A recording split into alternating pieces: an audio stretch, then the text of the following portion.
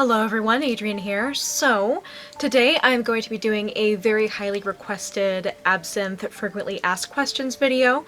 So, I've been really excited to see what you guys have questions about in regard to Absinthe, and I love answering those questions, and I love educating, and I will spend a good part of this video kind of advising you on how to buy a little smarter when it comes to buying absinthe online and knowing what to avoid. So yeah, this is gonna be fun. So before we get into today's video, I do want to say that The Awakening has come out with a brand new music video, and it is the music video for his song About You from his album Chasm, which I am thoroughly in love with, and that was actually my favorite song from Chasm as a whole, so that I was just speechless when I saw that.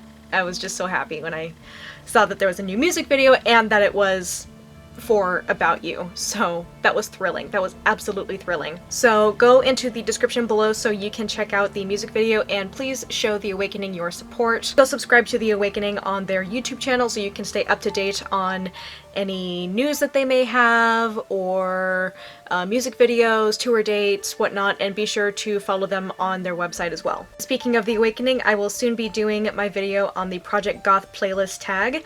So in that video that I'll be contributing to the playlist tag, I will be featuring The Awakening as well, because they've been a favorite of mine for 10 years. Just saying that makes me feel really old, I'm sorry. And another thing I would really like to mention is that I have finally started up my Patreon. So the main reason why I've been wanting to set up a Patreon is because I realized that I have really wanted to make do on my promises to upload more singing videos to my channel. And I'm also getting offers for collaborations with some amazing musicians, and I feel just so grateful and on top of the world for that. You have no idea. I knew this year would be the year my dreams came true.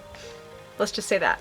But without the proper recording equipment, I am not able to make as many singing videos as I would like, and I would not be able to collaborate with these incredible musicians on their beautiful, hard work. Any contribution that you can make to my Patreon would be greatly appreciated.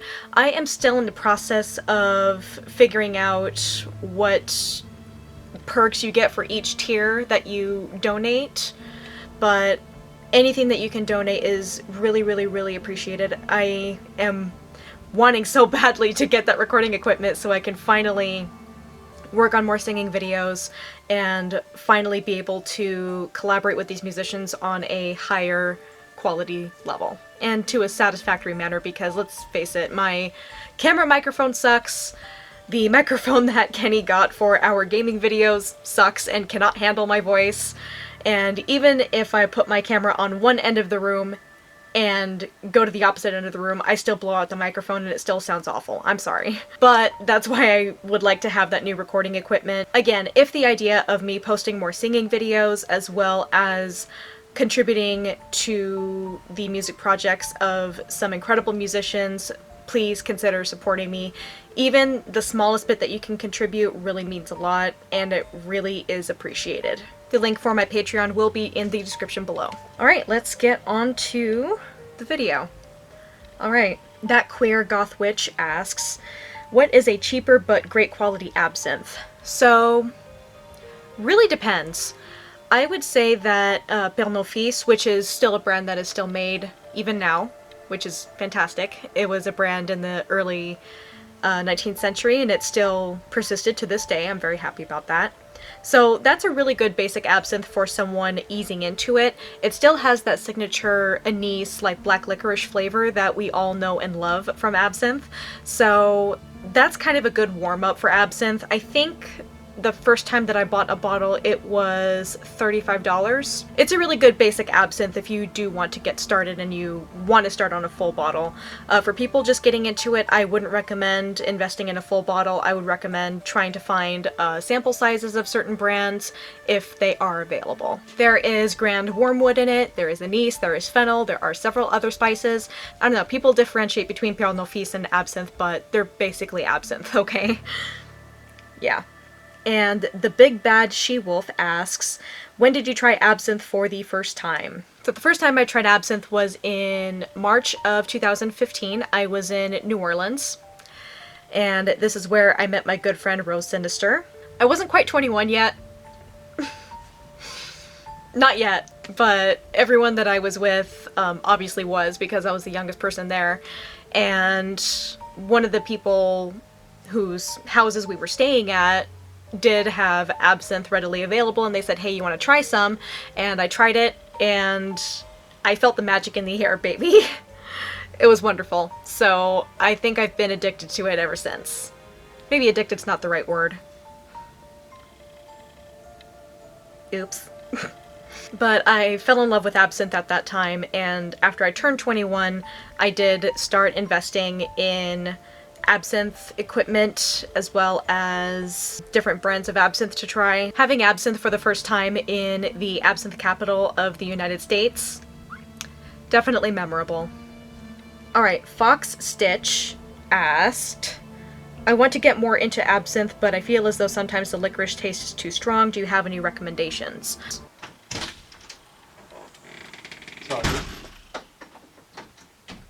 Sorry.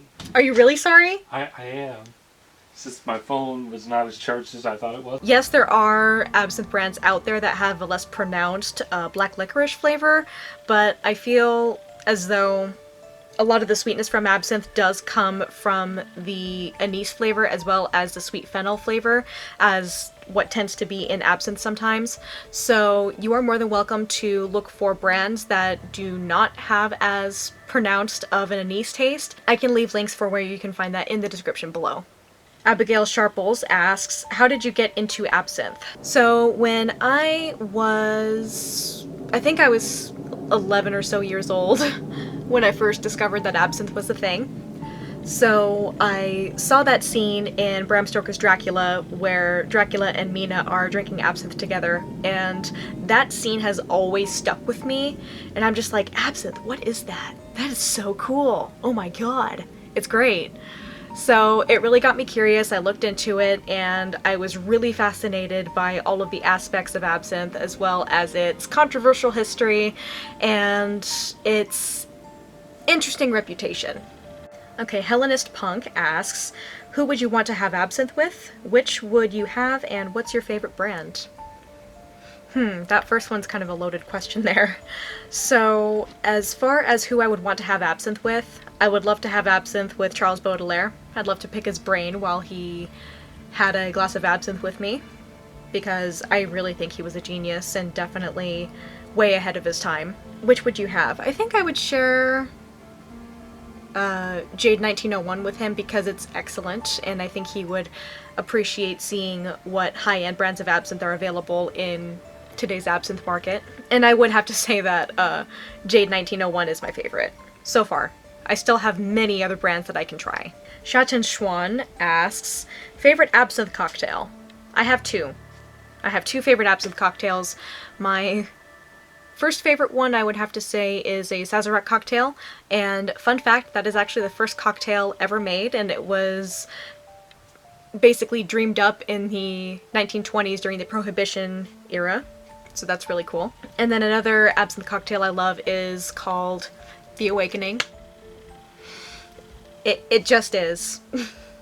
So The Awakening is basically a White Russian, only replace the vodka with absinthe, and it is delicious. It's so refreshing.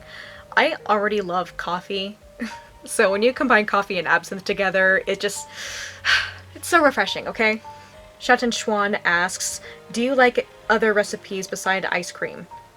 Have to think about that for a second. Okay, yeah, I was able to remember a time when I had absinthe in another recipe. So, I don't know if you guys are familiar with the TV show Hannibal. I love that show, and I bought the cookbook that is associated with that show as well.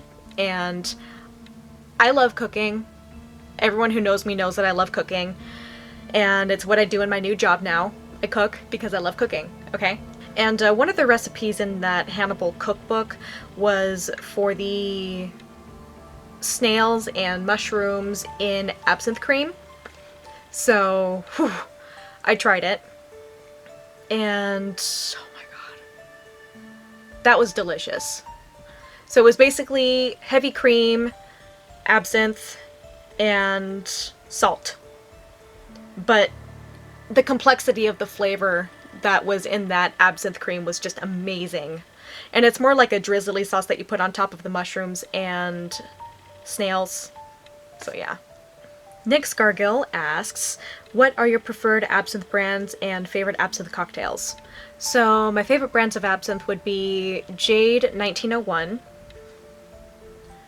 I also really like Éjounon, which is the absinthe blanche that I had that was sent to me by a new absinthe company, so that's great. What else did I like?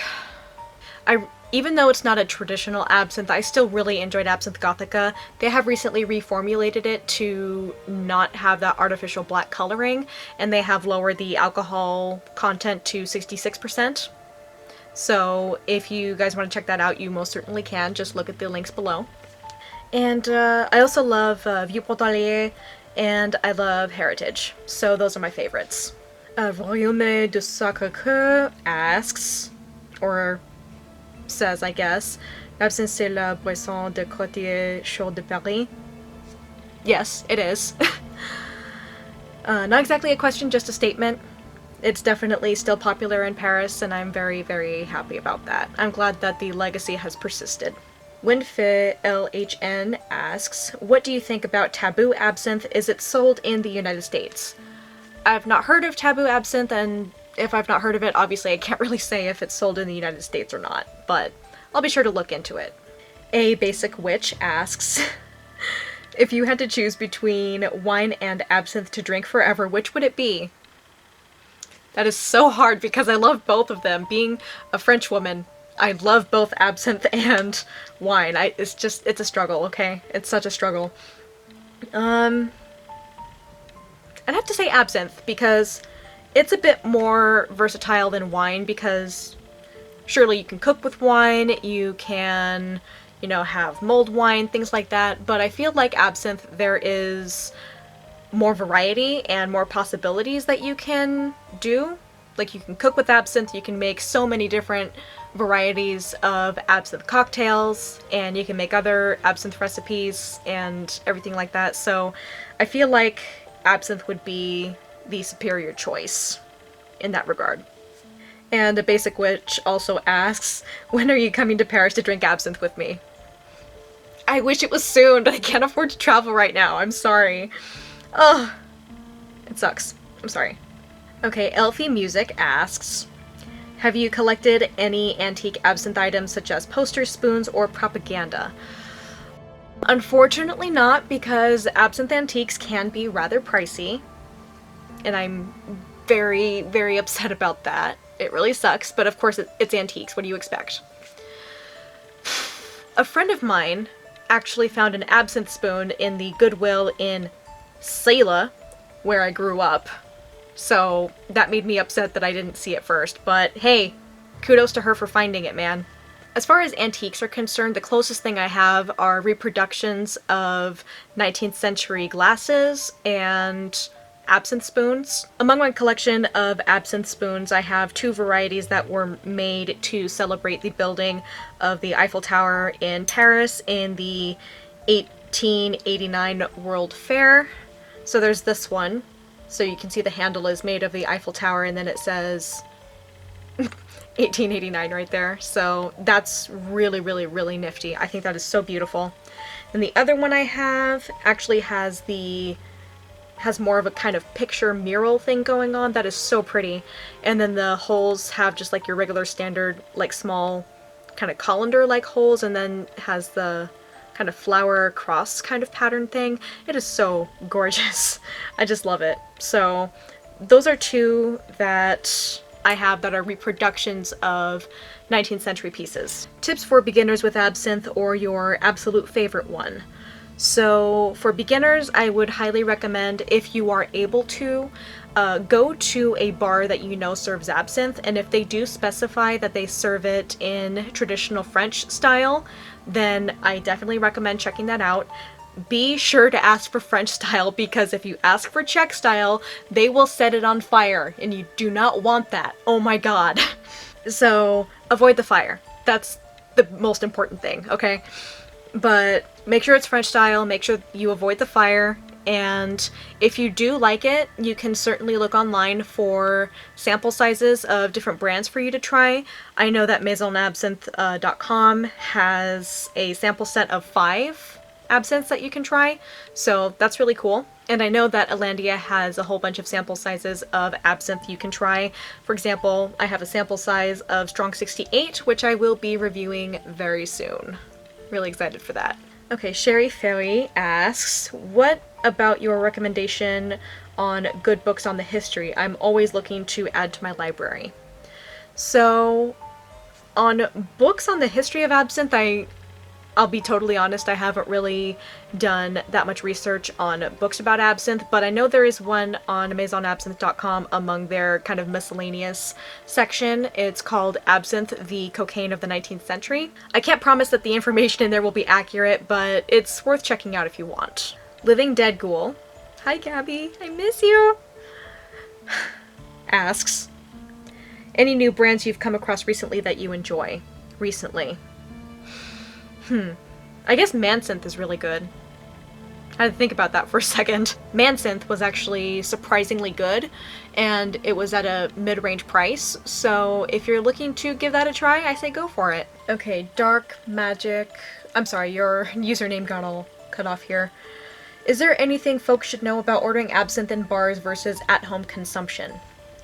Now, the thing to be most wary about when you are ordering absinthe in bars is that bars are going to want theatrics, they are going to want flashiness, they are going to want to put on a show when it comes to serving you absinthe, typically.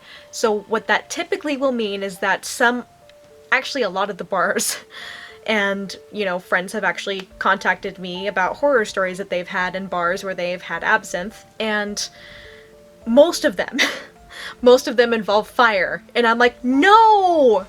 You're ruining it! It makes me so pissed. Friends don't let friends burn absinthe, okay?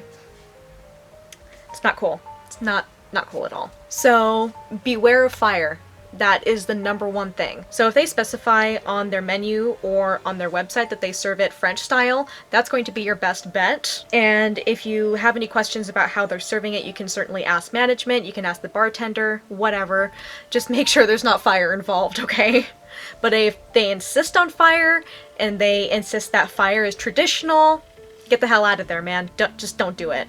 There was a time in Las Vegas earlier this year where Kenny's band friends were performing at the Velveteen Rabbit, and that was kind of exciting. And Kenny, like, showed me the menu, and he said, babe, they serve absinthe. I'm like, oh my god, they serve absinthe! Ah! So I was super happy. So I go to the section that shows the brands of absinthe that they have listed there, and I was impressed that they had 5 brands available, so that was great. And among the brands they had Vieux Pontarlier, which is one of my favorites, and there were a couple of others that I had had before, but I think one of them I had not. I don't remember what the other brands were though, but I did ask for a glass of Vieux Pontarlier. I was very impressed that the bartender did have an actual absinthe fountain on hand in order to serve it, and that made me super happy. And he had the spoon ready, he, you know, prepared the ice water perfectly, like he actually mixed up the ice in the ice water to have the coldness kind of evenly distribute. He did it with such a flair, he was really good. My only complaint, you know, aside from the fact that he used a whiskey glass to serve it to me, which is fine, I don't mind, that's not a big deal. Whiskey glasses are pretty good for substituting an absinthe glass if you want. Anyway, the only complaint that I have is that he didn't have actual sugar cubes that are designed for absinthe. But the sugar cubes that are designed for absinthe, I will get into that a little bit later on in this video when I give you guys advice on how to get started. So yeah, it was really cool to have that full presentation in that bar in Las Vegas. I was really impressed. Let's be real, a whole bunch of drunk people were coming and crowding around me and being like, oh my god, what is that? when I asked for absinthe. So it's just like, dude, have you never heard of absinthe before? And of course, I got the obligatory, does it make you high? And I'm just like, no, it doesn't, dude, it's fine. So yeah, definitely make sure that whatever bar you are going to be going to in order to drink absinthe does not involve fire, okay? And at-home consumption, you can personalize it however you want, honestly. It's pretty great. I prefer having it at home to having it in a bar anyway. That's just me. Alright, so Peculiar Artisan asks, what absinthe would you recommend for first-timers? Love you and your videos, by the way. Thank you very much, I appreciate that. So, what I would recommend for first-timers would be Lucid Absinthe Q+A. The reason for that is because it's probably the most easily accessible absinthe that's out there. So you can find it in most liquor stores, even a grocery store if you get lucky, in the liquor section. So definitely Lucid if you want to go for something a little more mid-range but very high quality, but again, I will refer you to trying to find sample sizes of absinthe online. Gothic Hermit asks, how do you suggest people prepare it who don't have a fountain and special glasses? That's a wonderful question. So you can get away with using a whiskey glass if you do want to have absinthe at home and you don't have the special glasses or the fountain for it. So the best recommendation for serving it in a whiskey glass is to put about 1.5 ounces in before you start pouring the water in it. If you don't have any absinthe spoons, then you can use a fork. Honestly, it sounds a little grody, but you can use a fork to set the sugar cube on top of it. And then if you don't have a fountain, you can get a wine carafe from a grocery store, department store, any place that sells like houseware, dinnerware, glassware, things like that. A wine carafe filled with ice water is going to be your best substitute for an absinthe fountain. It's just that you have to have a really steady hand for pouring it very slowly over the sugar cube. And finally, sugar cubes. Sugar cubes are very, very important when it comes to absinthe. So a lot of you guys are probably wondering what's the difference between sugar cubes and the ones that you buy in the store. There's a huge difference. So the sugar cubes that you buy in the store are designed to dissolve in hot water. Those kinds of sugar cubes will not dissolve in ice cold water when you are preparing absinthe. So that's the big difference. Another difference is that absinthe sugar is made with beet sugar, which is slightly more intense of a flavor, and the store-bought sugar cubes are made with cane sugar. So stronger sugar flavor, I guess, and the fact that absinthe sugar is designed to dissolve in cold water, that's the big difference with store-bought sugar cubes and absinthe sugar cubes. Just so you guys can know what you're looking for. While you won't be able to buy actual absinthe sugar in normal stores that you can find around you unless they specifically specialize in absinthe, what you can do is you can go to Maison Absinthe, or you can go to Alandia, and you can purchase a small batch of absinthe sugar cubes for first-timers that are just wanting to try it. So I recommend ordering from Alandia if you are based in Europe. I would recommend ordering from Maison Absinthe if you are in the United States. The Gothic Hermit also asks, what foods does it pair well with? I'll be honest, when it comes to absinthe, I really don't want to have any food with it. Maybe I'm weird. So when absinthe was first designed, it wasn't designed to be had with food necessarily. But when it was first developed as a medicine, it was a digestive aid. So for this reason, when it became popular in the Western world as just a regular old drink to have in a cafe, it was known as an apéritif. So with an apéritif, it is a drink that you have before dinner. So I really wouldn't recommend having any food with it, but if you have like a mild cheese or mild crackers or something like that, I think that would go nicely with it if you absolutely had to have food with it. But that's just me. Alright, Nephilim asks, for many personal reasons I refuse to drink alcohol, but I am very interested in absinthe. To you, is it okay to drink a strong alcohol as a first drink ever, or should I drink something else first? So in regard to that question, I would really not recommend having that strong of an alcohol for your first time having alcohol. It's just not a good idea. I'd recommend starting out with beer or hard cider or wine. And then when you get used to that, you can work yourself up to the hard liqueurs like absinthe. Hypnon asks, What are the main differences between types? Blanche, verte, etc. So, as far as the differences between types, I personally prefer verte or green absinthes because they just happen to have a little more kick and a little more flavor to them, and I really like that. I would say that with the one white absinthe that I've ever had in my whole life, which was Juno, which was delicious, I would say that the flavor is a lot more mild than a typical verte that I have tried. So if you are a first timer with absinthe and you really want to ease into it, I would recommend having a blanche instead of a verte. So I recommend Juno, or you can find other brands available in sample sizes online. And Hypnona asks, last one, equipment and where to buy. Thank you, I really want to start drinking the proper way. I appreciate that. Absinthe is worth doing right, okay? Now, in regard to equipment, where to buy, if you are based in the United States, I would highly recommend going to maisonabsinthe.com. They have a really wide variety of different styles of glasses. They have a lot of reproductions of 19th century glasses, which I like because of authenticity. And they have lots of varieties of absinthe spoons available. And again, most of them are reproductions of ones that were used in the 19th century.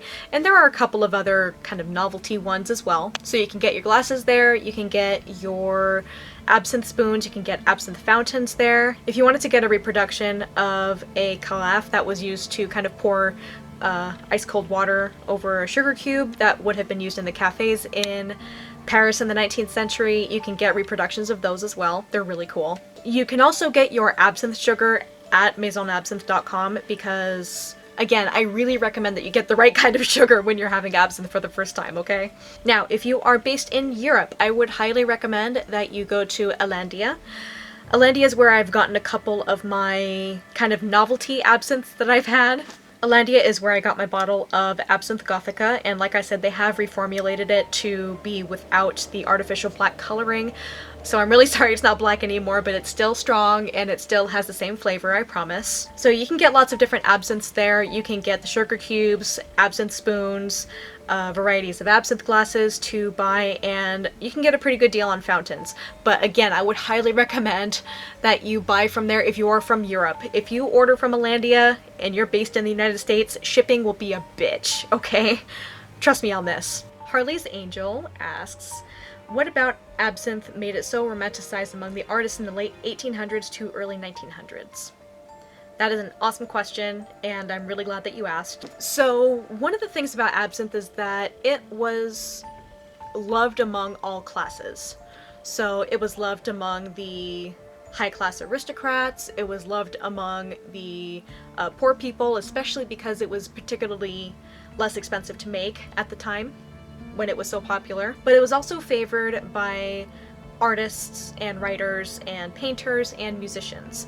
The reason for that being inspiration. So with absinthe, the effect that it produces is different from regular alcohol. I know a lot of artists love to drink. That's just a fact of life. It's how they cope. I understand. It's a thing. But the thing with absinthe is that instead of getting you sloppy drunk, it will give you a kind of clear-headed, lucid drunk, and it's really cool. So you had the alcohol content kind of relaxing you, but then you had the stimulant effect of the herbs kind of keeping you sharp-minded so that your inhibitions were down, but your creativity and your lucidity was high. So that's why it was favored among artists and bohemians and musicians. It is so cool. So that's why La Fée Verte, or the Green Fairy, became really, really, really emblematic of absinthe, because the fairy represented, you know, being inspired. The fairy of inspiration, the muse of inspiration. So that's what that represented. Alright, the final question is from AMD Teach, and they ask, why was it illegal at one point if you can find out? Answering this question is going to give me enormous pleasure. Reason for that being, there are still many, many misconceptions out there about absinthe, and it's really pissing me off. I hate that they're still around, but I intend to fix that. Definitely. So there is an article, or rather, I guess a study, that I would really like you guys to check out. I will leave a link for this study in the description below so you can check it out, and so you can be amazed by the amount of information that is in here. So the top reason why it was made illegal is due to a lot of bullshit misinformation. And that same kind of bullshit information still persists. And it really pisses me off. Like, I really appreciate the support that I have gotten on my Absinthe Drinker Reacts to BuzzFeed video, but every now and then I'll get an annoying comment of someone saying, Dude, it's not a big deal. It's just absinthe. Why are you taking it so seriously? I take it seriously because the more misinformation there is out there about absinthe, the harder it is for more brands to be made in the United States, the harder it is to have higher Thujone content in some of the brands that we have in the United States, the harder it is to have higher alcohol content in the brands that are allowed in the States. So it just makes everything easier for everyone if the misconceptions are banished. You know, I find it funny how they're just like, Dude, it's just absinthe. It's not a big deal. Who cares? I really wonder what they would say if it was marijuana being misrepresented. Just saying. I'm guessing they would be singing a very different tune. Yeah. Because there are still misconceptions about marijuana that people still believe, but I guess, you know, when I make a big deal about absinthe, I'm being too serious about it. Whatever. So, carrying on. Sorry. I had to go on that little tangent there.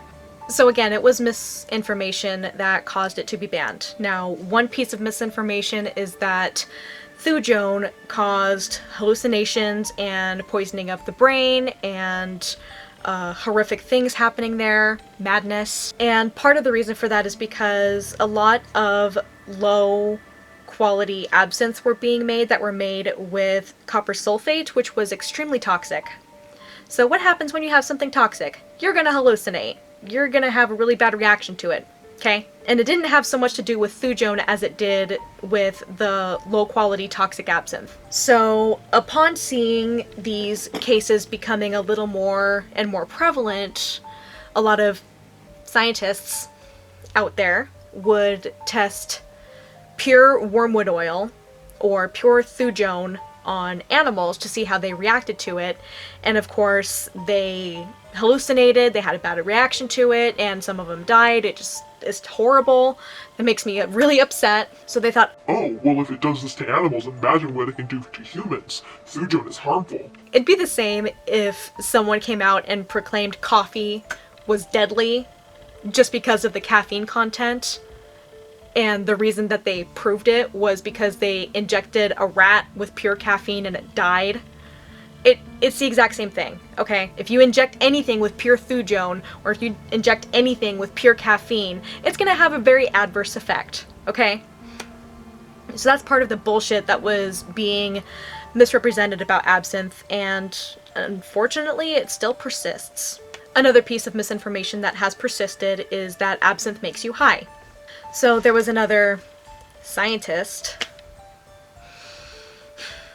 from the 1970s who claimed that the chemical compound structure of Thujone was similar to that of THC, which is the active ingredient in marijuana. So of course he proclaimed that because they have a similar compound structure, then Of course, if people have this effect of getting high off of THC, then obviously, since Thujone has a similar chemical compound, it's going to make people high too.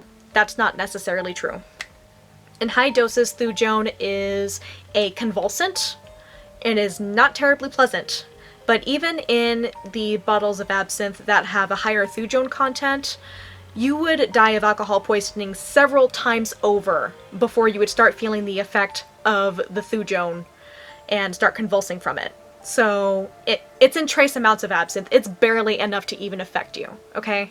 Another thing that really hasn't helped the case with absinthe over the last century or so is that a lot of people were claiming that the Thujone content in absinthe in the pre-ban era was somewhere in like the 250 milligrams per liter or up range for Thujone content.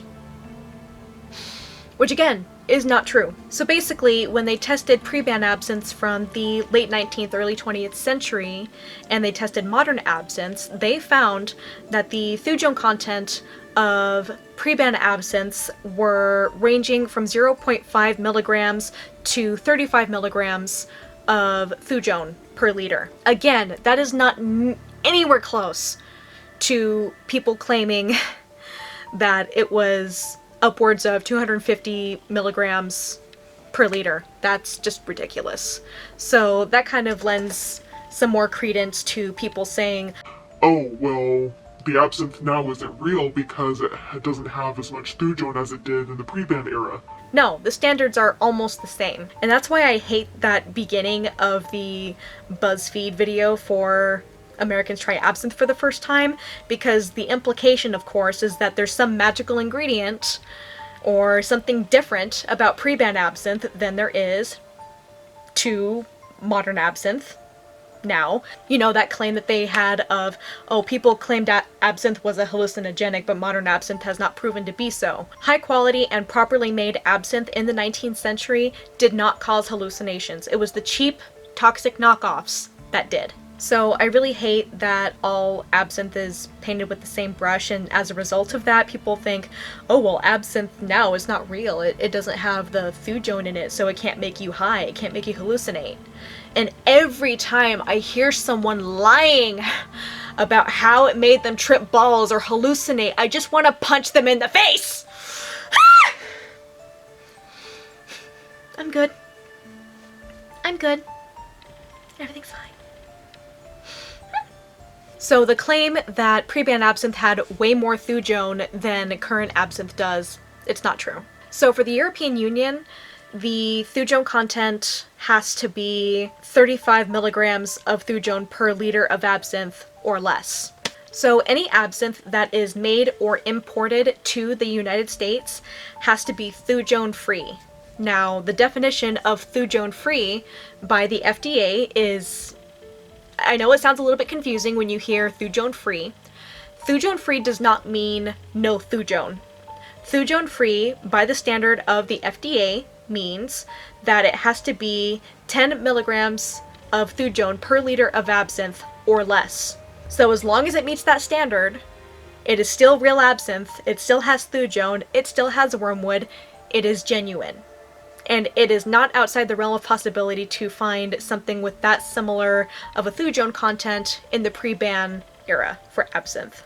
And one last thing that I really want to leave you guys with, just so you make an informed decision about buying absinthe online, I do want to read this part to you. In conclusion, the authors want to point to a potential public health issue of greater concern than incidental Thujone content, which lies in the tendency for some modern marketers to take advantage of age-old myths to promote their products as delivering an experience akin to that of illicit drugs. Many advertisements that appear both online and in print make obvious references to claimed Thujone content and hint strongly of psychotropic effects beyond the ones of ethanol alone, or claim alleged aphrodisiac properties for the spirit. Such marketing strategies increase the appeal of these products to a younger audience, which presents far more fertile grounds for abuse. A commonly purported misconception is also the claim that Thujone in absinthe acts as antagonist on the action of ethanol, so that the drinker allegedly can tolerate a higher amount of ethanol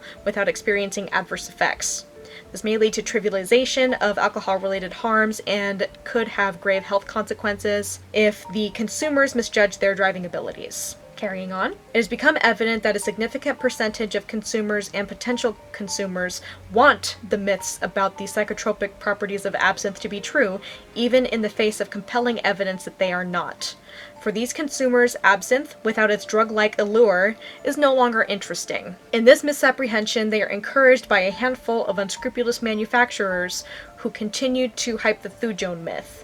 For example, in a recently published survey of spirits marketed under the designation absinthe over the internet, Thujone was detected in amounts significantly exceeding the maximum limits in 3 of 5 products purchased for analysis. The products were advertised and intentionally manufactured for high Thujone content. using either pure Thujone, cedar leaf oil, or artificially high amounts of wormwood oil. Such unscrupulous marketers apparently use the anonymity of the internet to sell their drug-like absinthes based on completely false claims. Considering that many of the products in question are also significantly higher in alcohol content as compared to most commercial spirits, the potential for alcohol abuse in those seeking a drug-like experience is uncomfortably high. Already, US regulators have taken a stand against such marketing practices and staunchly prohibit references to Thujone and drug-like effects in product literature. Clearly, the potential for abuse can be mitigated by a more widespread adoption of similar advertising rules by regulators in the EU and elsewhere. These should include effective control of the sale of alcoholic beverages over the internet. So basically what I'm trying to say here in this part of this video about absinthe and answering your questions about absinthe is be careful of what you're buying. Really be careful. So if you see an absinthe website that is promoting that their absinthe is real absinthe because it has a higher Thujone content, don't go there. Just don't. Please don't. Okay? I don't care what they say to try and get you to buy more of their potentially dangerous bottles of absinthe that you could be buying. More Thujone content does not necessarily mean it's more authentic, okay?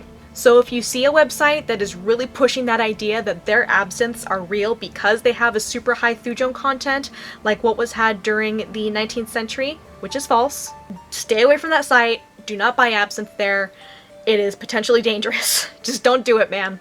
So what I can recommend are a few websites where you can buy absinthe from reputable sources that are not going to hype up the higher Thujone content that it has to make it seem more authentic, because that's just not the case. So again, if you are based in the United States, you can buy from Maison Absinthe. They have a few brands there, and some of them I have tried and they are wonderful. So I really encourage you to check that out if you are based in the United States. You can also check out absinthes.com. That's a website that has been recommended to me many times for lots of absinthe brands. There's one in particular I really want to try, but I can't afford it right now, so not right now, but hopefully down the road. But it has a wide variety of absinthes there. You can check it out. Everything is perfectly legit there. Don't worry. Now, if you are based in Europe, the best place that you can get absinthe online would be Alandia. So there you can get your absinthe supplies, you can get your absinthe sugar cubes, and you can get many varieties of absinthe. Again, that's where I got my bottle of Absinthe Gothica, and that's also where I got my bottle of Debunking absinthe, which was delicious. I loved it. So that's a really good reputable site if you are based in Europe. And again, if you are going to be ordering from Alandia and you're not based in Europe, please be mindful of the shipping costs. They are going to be a bitch, okay? So make sure that you are buying brands of absinthe that you think are worth the shipping cost if you're going to be buying from Alandia. So guys, I hope that this video was educational and informative. In the immortal words of George Carlin, I aim to entertain and inform. So I hope I've had mission accomplished on both fronts. Because if you walk away from this video learning a little bit more about absinthe and being a more informed consumer of absinthe, then I've done my job. I consider my job done. So if you see some doofus online who is claiming up and down that real absinthe is not available in the US, and, oh, real absinthe makes you high, and shit like that, or if you just see them bragging about how they had absinthe and they tripped balls one time, just tell them to shut the fuck up and show them the study that I showed you. It's kind of hard to argue with cold hard fact like that. So guys, thank you so much for watching. I really appreciate it. Don't forget to check out the music video for About You by The Awakening, because it is beautiful, you're going to love it, and I am absolutely in love with it myself. And also, please don't forget to visit my Patreon, and any contribution would really mean a lot to me. You guys are awesome. Subscribe to my channel if you haven't already. You guys are amazing. I love you, and I'll see you guys later. Bye.